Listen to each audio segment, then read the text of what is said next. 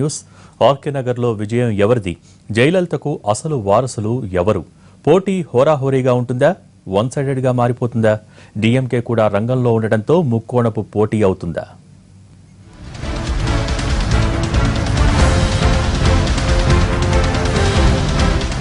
జయలలిత మరణం తర్వాత ఖాళీ అయిన ఆర్కే నగర్ నియోజకవర్గానికి జరుగుతున్న ఉప ఎన్నిక తమిళనాడులో మరో హాటెస్ట్ పొలిటికల్ వార్ కావటం ఖాయంగా కనిపిస్తోంది. అన్నాడీఎంకే నుంచి పార్టీ ఉప ప్రధాన కార్యదర్శి టీటీవీ దినకరన్ సమరానికి సై అంటున్నారు. అసలు వారసురాలిగా నిరూపించుకోవడానికి తహతహలాడుతున్న జయలలిత మేనకోడలు దీపా జయకుమార్ కూడా ఇక్కడి నుంచే పోటీకి దిగుతున్నారు. దీపకు పన్నీర్ సెల్వం వర్గం మద్దతు ప్రకటించే అవకాశం ఉంది. ఏప్రిల్ 12న ఈ నియోజకవర్గానికి ఎన్నిక జరగనుంది.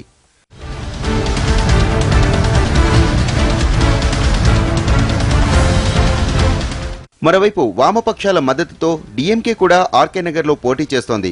మురుదు గణేష్ ను ఆ పార్టీ అభ్యర్థిగా ప్రకటించింది డీఎంకే. అన్నాడీఎంకే అధినేత్రిగా ఉన్న జయలలిత 2 సార్లు ఇక్కడి నుంచే పోటీకి దిగి గెలిచారు. దీంతో ఈ నియోజకవర్గం నుంచి గెలుపొందడం అన్ని పార్టీలకు ఎంతో ప్రతిష్టాత్మకంగా మారింది.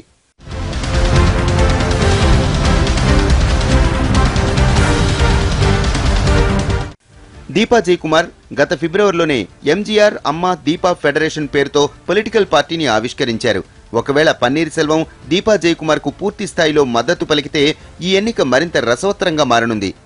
అయితే ఒకప్పుడు జయలలితతో పార్టీ నుంచి గెంటేయించుకున్న దినకరన్నే అన్నాడీఎంకే పోటీకి దింపడం, అది కూడా ఆమె స్థానంలోనే నిలబెట్టడం పార్టీలో చర్చనీయాంశంగా మారింది.